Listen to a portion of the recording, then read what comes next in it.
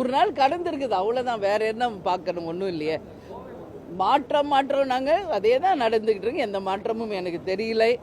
ஏன்னா கஞ்சா இன்னைக்கு நம்ம பார்க்குறோம், கஞ்சாவால் பாதிக்கப்பட்டதுனால மாணவர்கள் ஒருத்தருக்கு ஒருத்தர் அடிச்சுக்கிட்டு இறந்து போயிட்டாங்க. ஒன்று அமுதன், ஒன்று தனுஷ். இதுவே ஒரு உதாரணம் போதும். இதுக்கு மேலே சொல்றதுக்கு என்ன இருக்கு?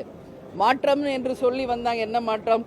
அதே மாதிரி பாலியல் வன்கொடுமை இன்னைக்கு தமிழ்நாடு முழுக்க, கிருஷ்ணகிரி, திண்டுக்கல் போன்ற பல்வேறு இடங்களில் நான் ரொம்ப லாங் பேக் போல, ஜஸ்ட் இந்த 1 வீக் 4 நாள் நாங்கள் சட்டசபைக்கு வராத இந்த 4 நாளில் நடந்த விஷயத்தை தான் சொல்கிறேன்.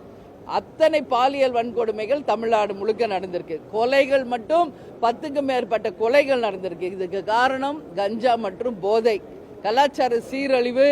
இளைஞர்கள் தான் ஓட்டு போட்டு இந்த ஆட்சியை கொண்டு வந்திருக்காங்க. ஆனால் இளைஞர்களின் எதிர்காலம் இன்னைக்கு கேள்விக்குறியாக இருக்கிறது என்பது உண்மை.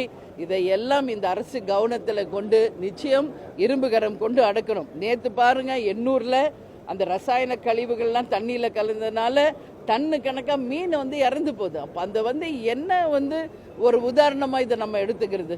ஸோ இதெல்லாம் கண்டிக்கக்கூடிய விஷயம். அது மட்டும் இல்லை, கர்நாடகாவில் நேற்று 3 தமிழர்கள் கொலை செய்யப்பட்டிருக்கிறார்கள்.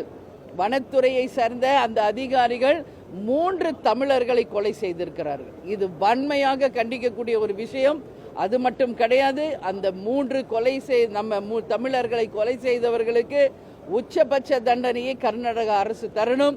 அதற்கு நமது முதல்வர் அவர்களும் ஸ்ட்ராங் டிசிஷன் எடுத்து அந்த அமைச்சருக்கு, அந்த முதலமைச்சருக்கும் சரி மத்திய அரசுக்கும் அந்த நிபந்தனையை வைக்கணும். ஏன்னா அவங்க ஃபேமிலி சொல்றாங்க, மாடு காணாம போச்சு, நாங்கள் தேட தான் போனோம். அப்படி இருக்கிறப்போ எப்படி சுட்டு கொல்றாங்க என்பது கேட்குறாங்க. அப்போ அந்த குடும்பத்திற்கு என்ன இருக்கு? ஸோ இதெல்லாமே வன்மையாக கண்டிக்கக்கூடிய விஷயம். அதனால 100 நாள் என்ன பார்த்தீங்கன்னு கேட்டீங்க, இதை தான் பார்த்துருக்கோம். வேற ஒன்றும் பெருசாக பார்க்கல.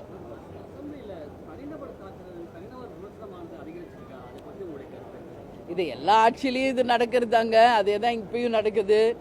நான் என்ன சொல்றேன்,